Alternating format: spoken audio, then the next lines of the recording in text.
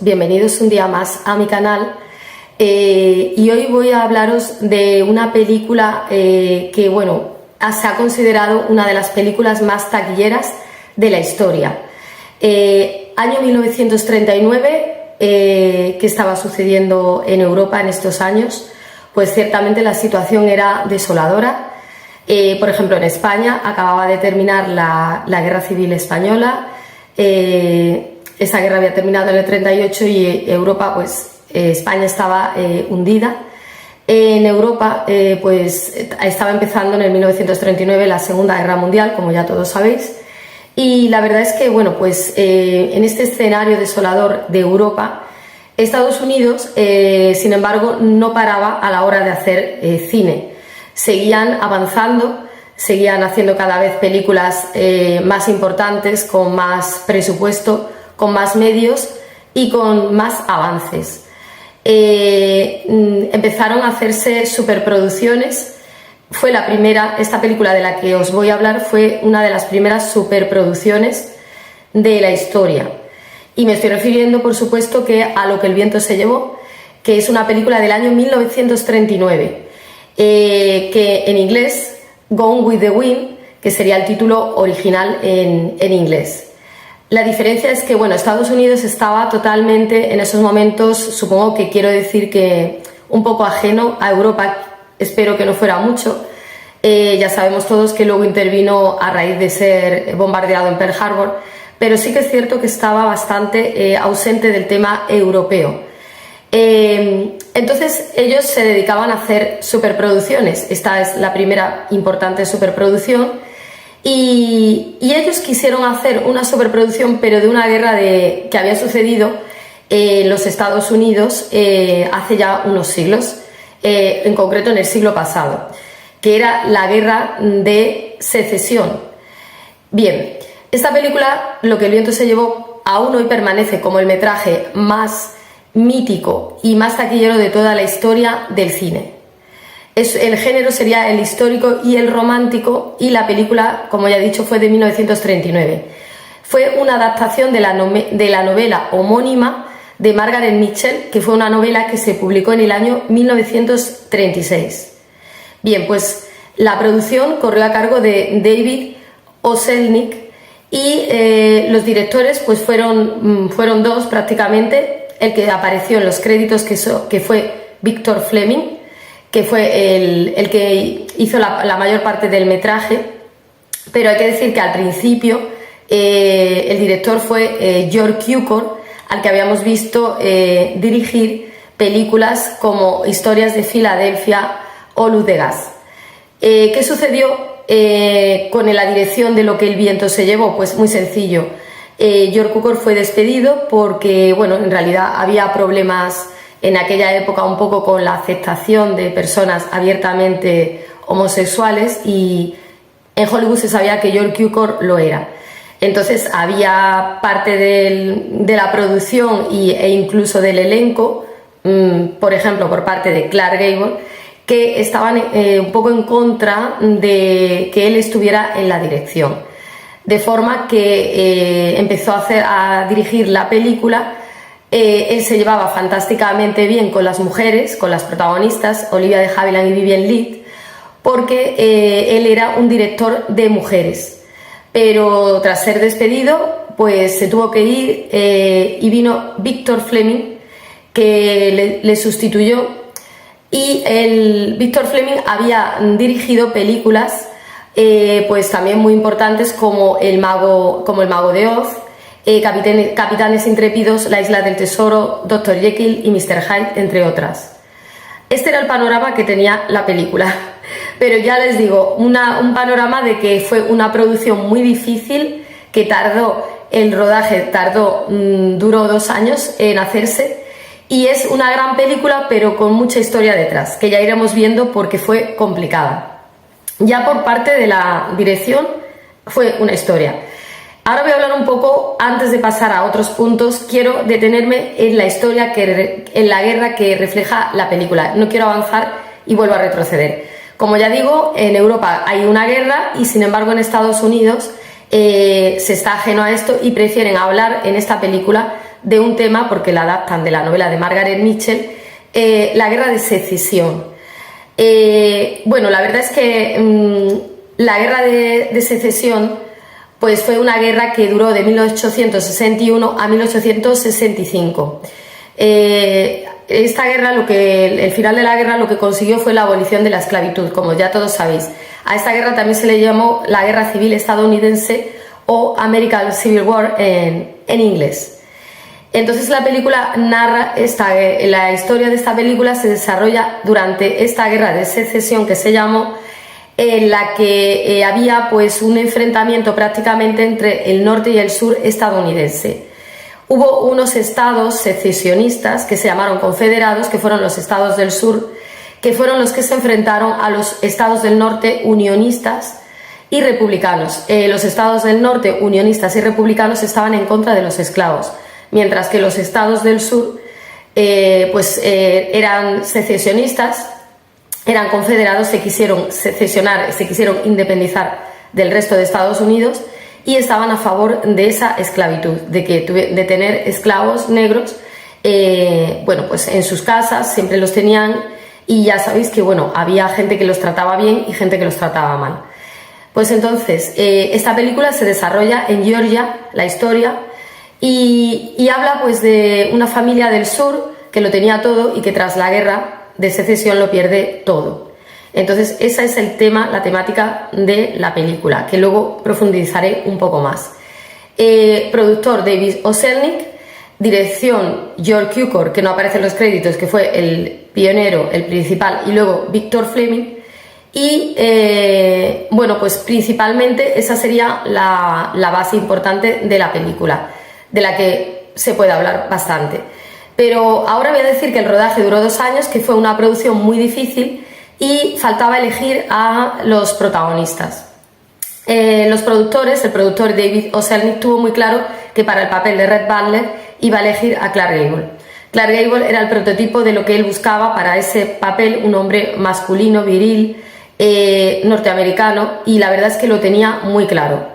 De forma que incluso esperaron a que Clark Gable se quedara desempleado y no tuviera algún proyecto cinematográfico, esperaron a que él terminara para seleccionarle, es decir, ni siquiera barajaron la posibilidad de otros nombres.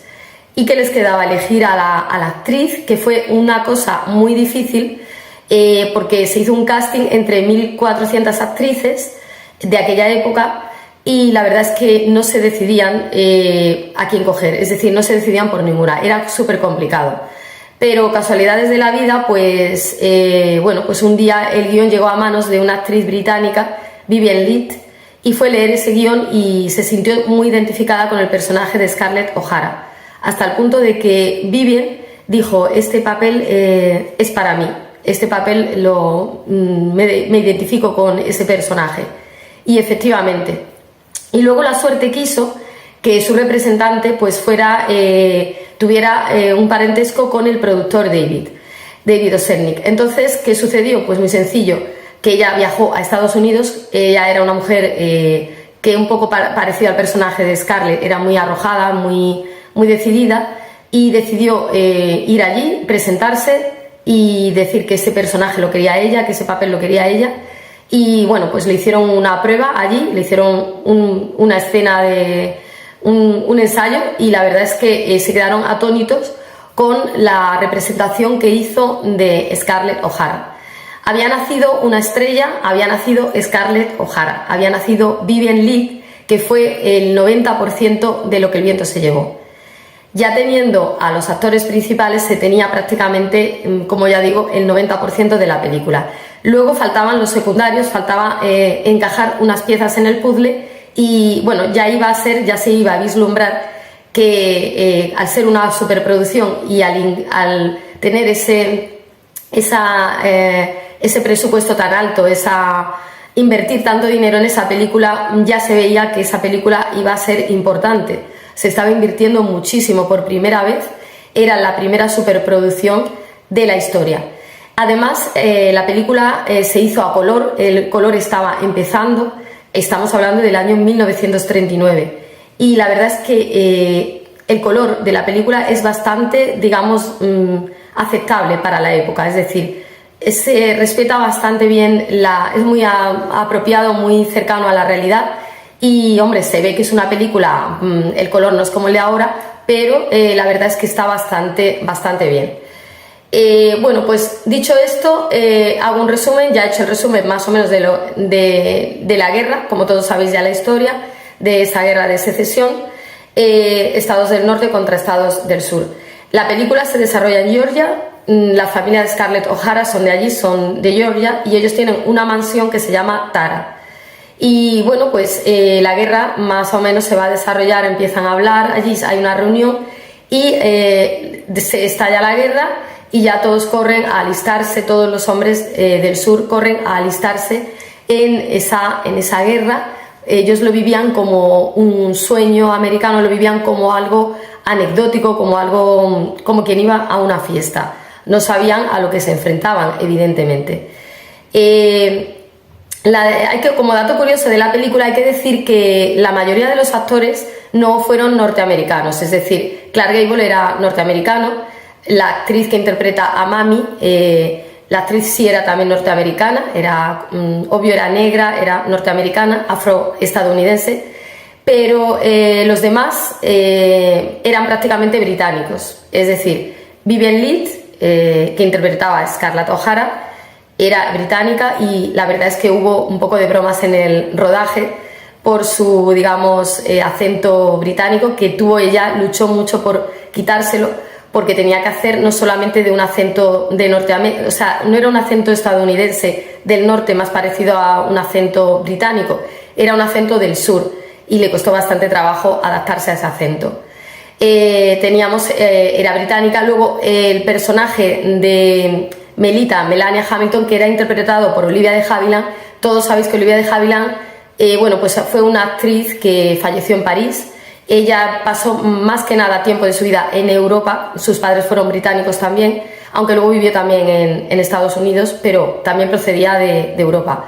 Leslie Howard, que interpretaba a Ashley Wilkes, era también británico, era otro actor también británico.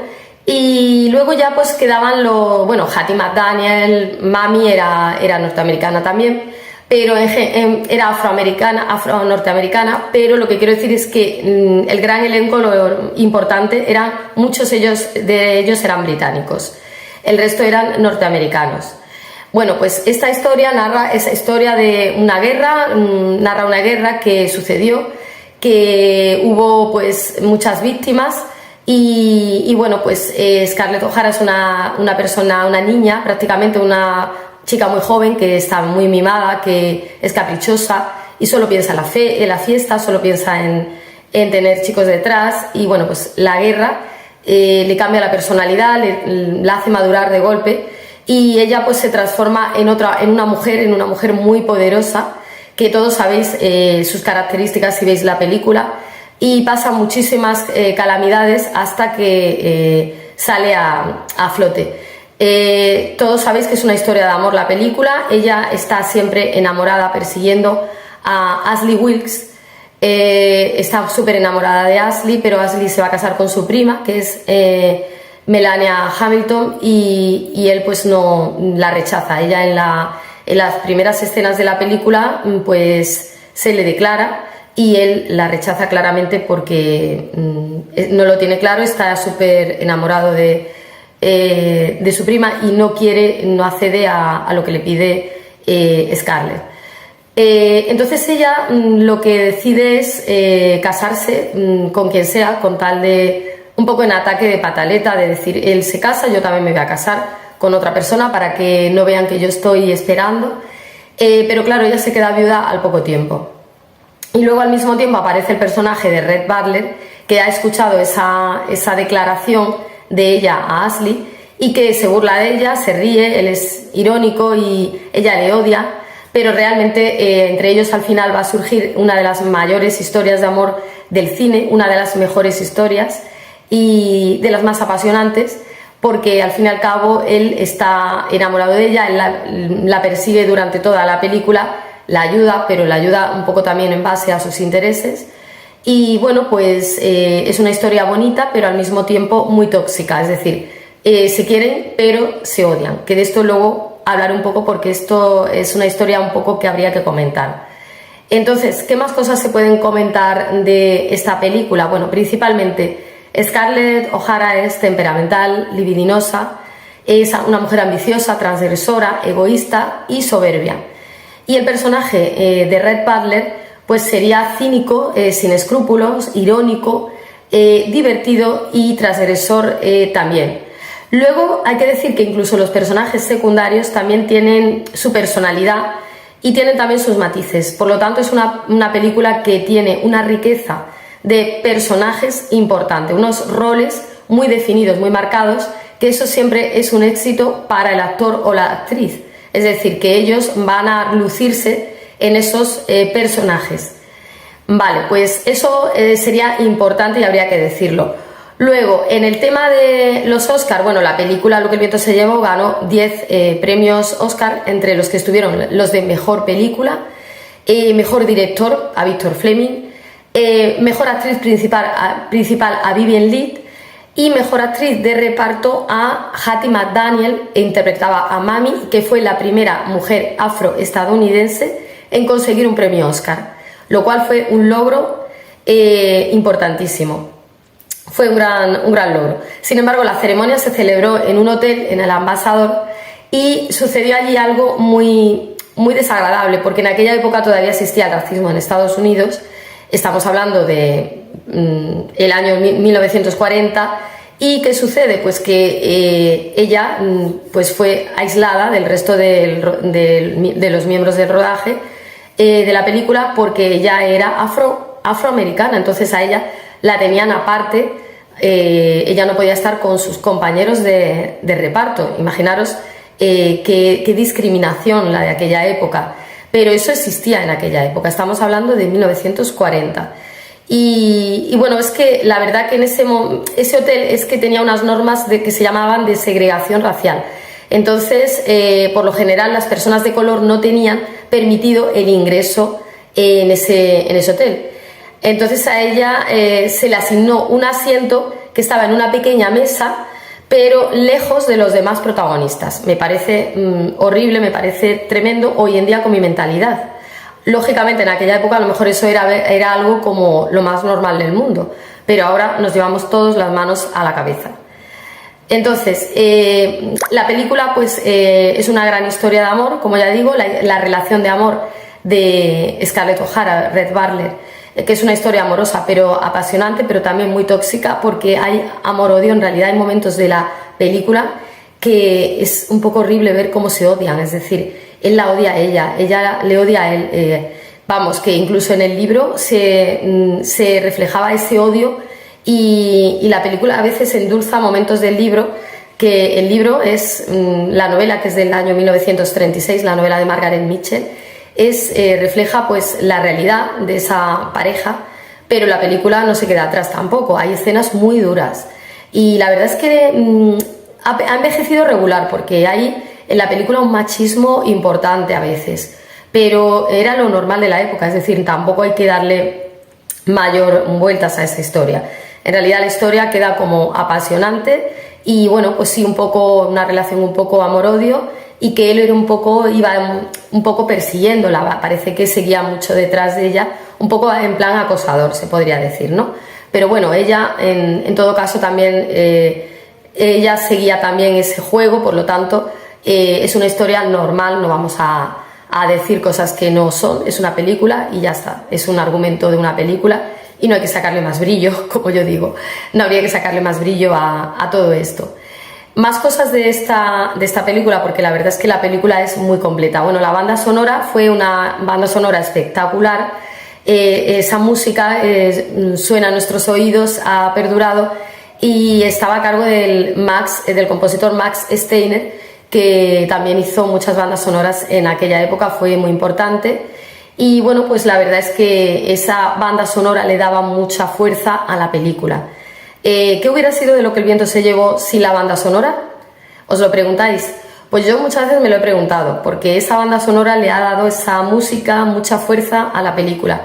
es esa música junto a Red Bartlett, o sea, junto a Vivien Leigh y Clark Gable, yo creo que hacen el cuerpo importante de la película.